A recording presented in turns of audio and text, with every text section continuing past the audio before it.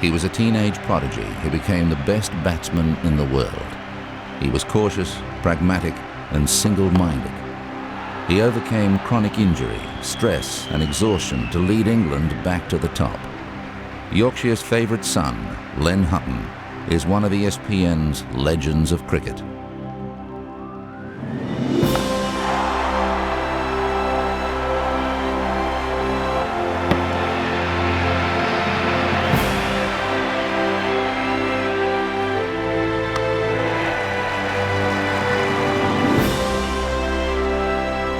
The Oval, 1938. Len Hutton batted for more than 13¼ hours to make a record Test match score of 364.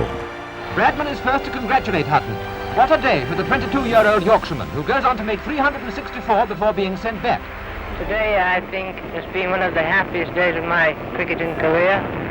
I managed to beat Don's great record, and I must say I felt very pleased when I had achieved it. It was a wonderful innings from a point of view of technique, because he always had a particularly good technique, concentration, and above all, determination. No top 25 cricketers of all time is complete without a Yorkshireman, and that of course is Len Hutton, the wonderful opening batsman. Perhaps early on he was inspired by Don Bradman and watching him compile big scores, and compiled one himself, 364 at the Oval in 1938 against Australia, and that held the world record for a long time until Sobers broke it in the late 50s. Technically, Hutton was as close to perfect as any batsman ever to play the game. Marvellous technique. I've never seen a batsman that was anywhere near Len Hutton for technique. I never saw anyone with a better technique than Len Hutton, better batting technique. He was a great technician. Beautiful stance, always beautifully turned out as a cricketer, always looked the part, just waited on the loose ball. And a lot of people forget back in those days too, though, a lot of these opening batsmen played on uncovered wickets, and Len Hutton had to combat that. He also had great opposition in Ray Lindwall and Keith Miller, Bill Johnston to contend with. Did it well. South Africa had a terrific bowling lineup back in those days, and he really was the epitome, I think, of an excellent opening batsman. He had the most relaxed stance, and as the bowler ran in, he basically didn't move, but just as you were about to deliver, the back foot would start, you could see it sort of starting to get the edgy, and then it would just move. As you delivered it, the right foot would go back and across. And that sort of took him back into a position where he gave himself that extra half a yard or yard to watch the ball. Len just had so much time to play shots. He was just the most complete, technically correct player I've ever seen. He was played very straight, and his footwork was very precise. Like all English players, he learnt to play on a variety of wickets. People tend to label Len as a conservative batsman, but he was an attractive stroke player, and everything was done with the perfect technique.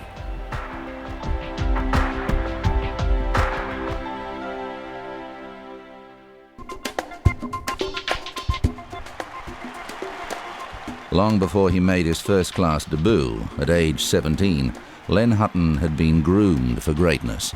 Through the 30s, Yorkshire were the greatest side in English county cricket, and they won a number of county titles. Hutton came from Pudsey, which is where Herbert Sutcliffe had come from, and he became something of a protege of Sutcliffe. When Sutcliffe first saw him in the nets, he recognised his great talent.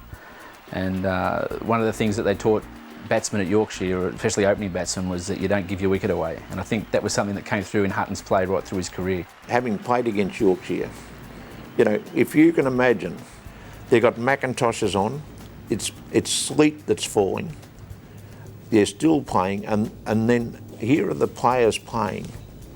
You've got these spectators that are there, and they're there, and they've got their flasks of whatever it might be.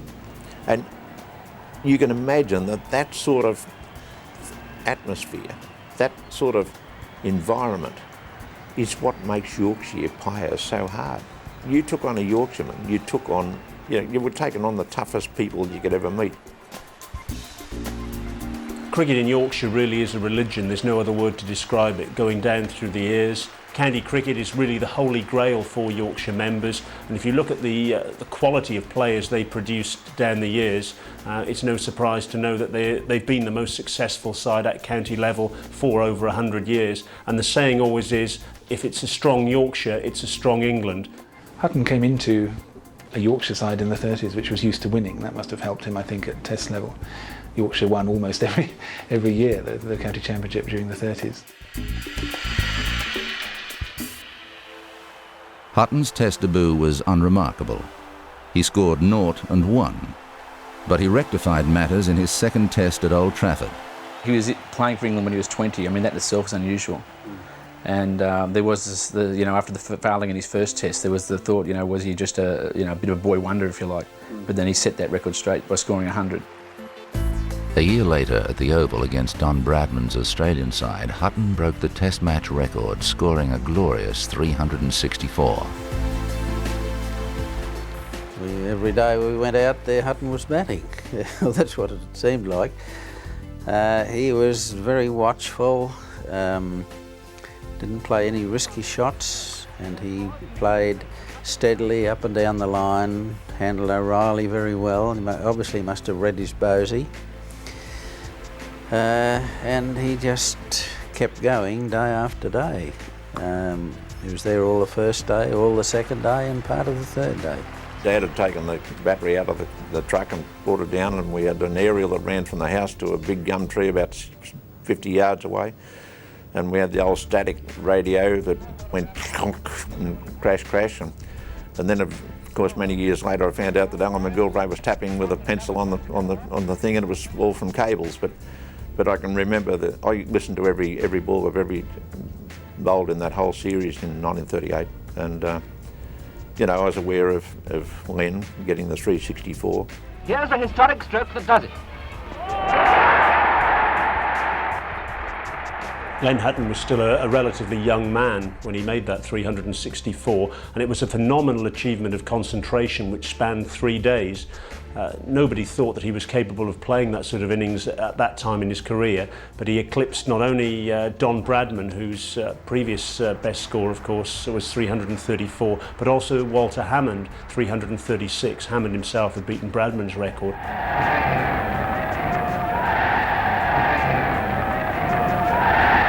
Hutton's 364, the thing about it that separates it is his concentration. He broke Wally Hammond's record, but Hammond had scored his runs in about 5 hours. Bradman had scored 300 in a day.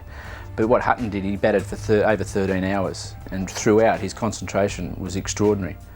And if there's one instance that captures that, it was that when he was 333, one short of Bradman's then Ashes record, O'Reilly decided to bowl him a couple of no balls.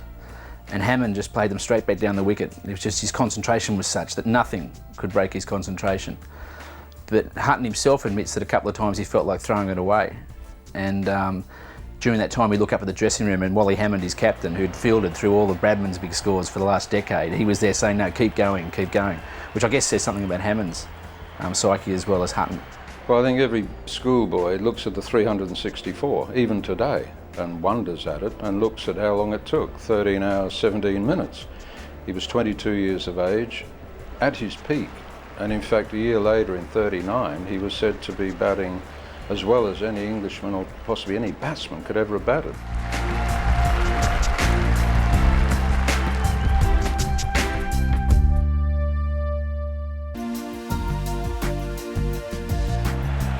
In his first 13 tests, Hutton had made 1,345 runs at an average of 67.25.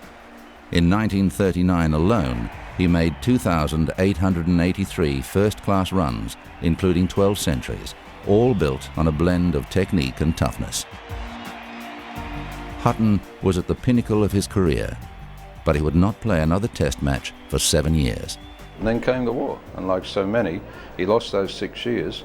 And it's a wonder that he was effective as he was after the war, but he was born to bat. Len Hutton missed 6 years of his career as a result of the war. Wally Hammond A lot of his career disappeared because of the war as well. Hutton injured himself during the war in a gymnasium accident, and as a result of that, one of his arms was shortened. It restricted his cricket after the war. Those players, they'll remain greats, no question about it, particularly Hammond and Hutton, who came back after the war and played again. But there's no way of telling what they could have achieved if they had an extra 6 years in their career. Having been forced by his injury to virtually eliminate the hook and pull shot, Hutton was forced to rework his technique to counter a barrage of short-pitched bowling from Australian pace duo Keith Miller and Ray Lindwall. I think that the injury to his arm, which left it shorter, must have affected his batting technique, but he seemed to adjust quite well after the war. He played Lindwall and Miller, the fastest bowlers around, and did very well. He played Ramadan and Valentine, the West Indian spinners, better than probably anyone else. So he was quite fortunate that he was able to adjust his style, and his technique, which was already pretty watertight, stood up to the change. Hutton during the war was injured, and his left arm was shorter than his right. But he overcame that, and really I don't think it didn't seem to have any effect on his game. He was a very complete player. Like, it wasn't that he couldn't play the shots, it's just that he decided that the percentages had to be exactly his way before he would attempt it. And that percentage play was the essential part of his whole technique.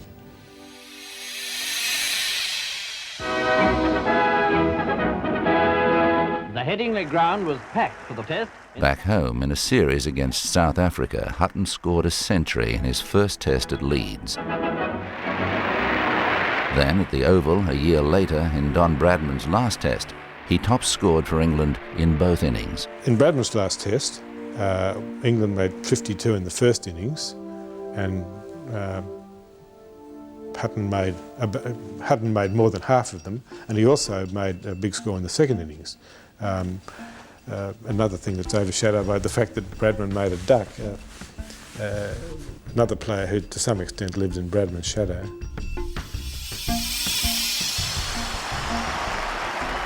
With Bradman retired, he was now the world's premier batsman. I think by the early 50s, he was the master batsman of that time, really. Classical, correct, reliable, good to watch. Len, if you had to take him day in, day out on all types of wickets, he was just the supreme artist. Technically, I suppose England's best ever batsman post-Second World War, although he played a little bit before the war, obviously, but certainly in the 50s, he was regarded as head and shoulders above anybody. In 1950, Hutton carried his bat against the great West Indian spinners Ramadan and Valentine, scoring 202 not out. 1950 tour that the West Indies made to England, that was their first Test series victory in England, and Ramadan and Valentine really were the men who weaved a magic spell over the English batsmen throughout that summer. So for Len Hutton to come along and make a double century as he did, that really was an outstanding achievement. Those two bowlers really held sway over England until 1957, you would say. So for Len Hutton to play that innings really was an outstanding achievement.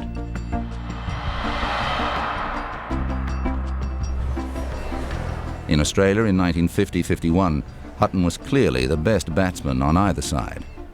His best innings, though, didn't yield a century. I think that was the series in which Hutton established himself as the best player in the world. And he did that in extraordinary circumstances. The first test in Brisbane, Australia batted on the first day and were all out just before stumps for 228. And it then rained, and when England had to come into bat, the wicket was appalling. And they declared their first innings at 7 for 68. And Australia then went in, and the wicket was just lethal. And I think Hutton in the first innings had batted at number 8, and I think was left 8 not out. But after Australia declared their second innings at 7 for 32, England then was set 190 odd to win, but they lost 6 wickets before stumps. Hutton, being held back to the next day, then played a very famous innings of 62. And where everyone else for 2 days had been totally at sea on the wicket, Hutton was fine. And he for the last wicket, there was a period where Australia looked like losing a game, that would have been inconceivable that they would have lost but for Hutton's extraordinary effort. After becoming the first Test player to carry his bat twice when scoring 156 in Adelaide, Hutton led England to victory in Melbourne, scoring 60 not out in the second innings. This was England's first win in an Ashes match since 1938. In the 50-51 series, Australia, they'd won 3-0 in 46-7, then 4-0 in England with the Invincibles in 48. And then they won the first 4 tests in 50-51. But England came out in the 5th test, and Hutton guided them to victory in the last day, scored 60 not out. It was just another example in that series of what a good player he was.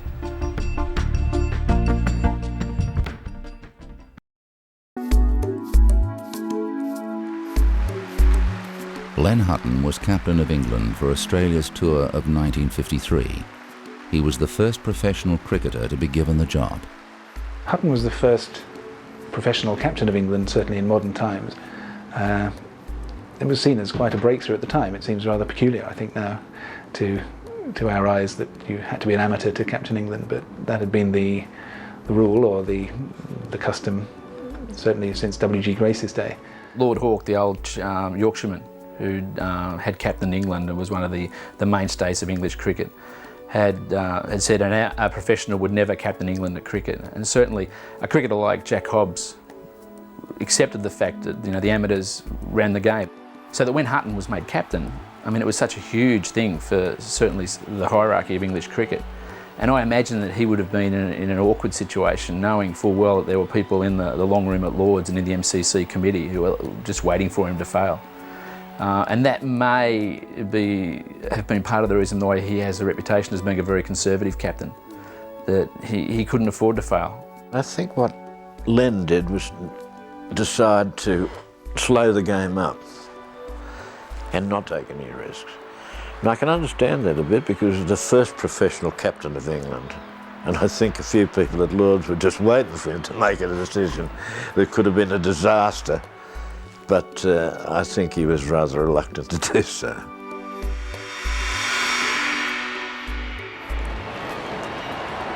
Hutton scored a century at Lords, and after 4 drawn matches, England won the series and the Ashes in the last test at the Oval. I think he was a very proud Yorkshireman. He was a very proud Englishman on the day because, let's face it, England hadn't won for a long time. And and it had been a battle right through the series. It had gone this way and that. I thought Lindsay Hassett on the day was absolutely fantastic, the way the speeches he made and the remarks and the whole thing, and he acknowledged it. And let's face it, I think there was no doubt that in that 5th test we were outplayed.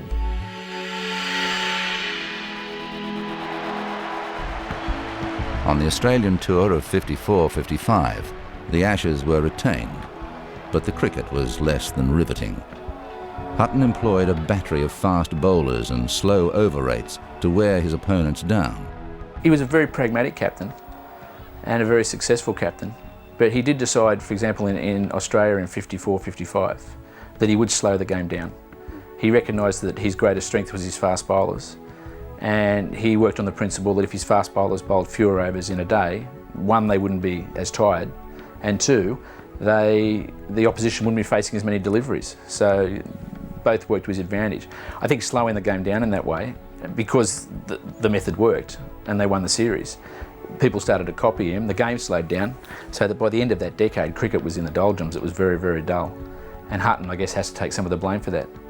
But I think a lot of the criticism came from Australia, who'd lost. He played to win. As I say, in the 55 series, when he slowed the over rate up, he basically removed that.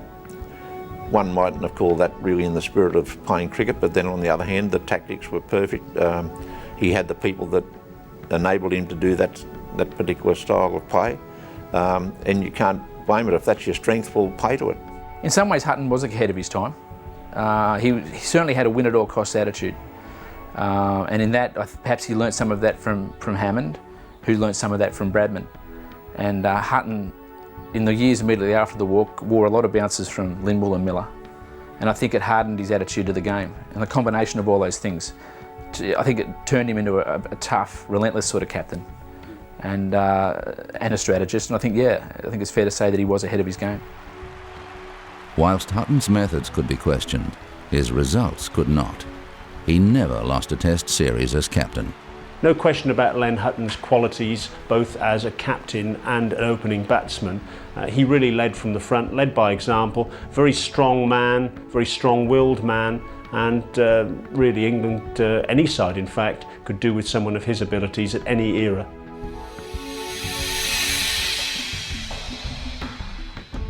Len Hutton retired in 1956 and was knighted soon after for his services to cricket, the second Englishman after Jack Hobbs to be so honoured. Sir Len Hutton died in 1990, having served his country and the game he loved with distinction. Sir Len Hutton played 79 Test matches. He made 6,971 runs at an average of 56.67 with 19 centuries. He hit just 2 sixes in Test matches. He captained England 23 times, regained and retained the Ashes, and never lost a series. He had a lot to contend with, but his record still stands up. Averaged over 50 in Tests, very nearly 7,000 runs. One of the best. Well, I saw him in Sydney on 2 tours. He quickly became a hero because I just thought he batted so artistically. And of course there was the underlying story that he was a frail man who'd been damaged during the war with a broken left arm, and he was taking a lot of very fast hostile bowling. The interesting thing about Len as I got to know him was the personality of the man. He was by nature very reticent, reluctant to talk in almost all situations, but he was forced to talk at press conferences, and when he did talk, of course, he was not quite the Yorkshireman that he started out. He moved to the south of England, got the knighthood, which like a lot of humble men he found fairly weighty. The eyes of the world were upon him as a professional cricketer, really worth a knighthood. But I loved the man, and for me he was the greatest batsman that England had ever produced. I didn't see some of the others, but I saw him and I've got memories still. He was instrumental in returning England to pre-eminence in world cricket. But despite the fame and the honours, the stress, the controversy and the glory, he remained very much his own man. He left cricket as the same unassuming man he'd been when his career began. His dour defensive attitude provoked criticism, but Sir Len Hutton cannot be denied his place amongst ESPN's legends of cricket.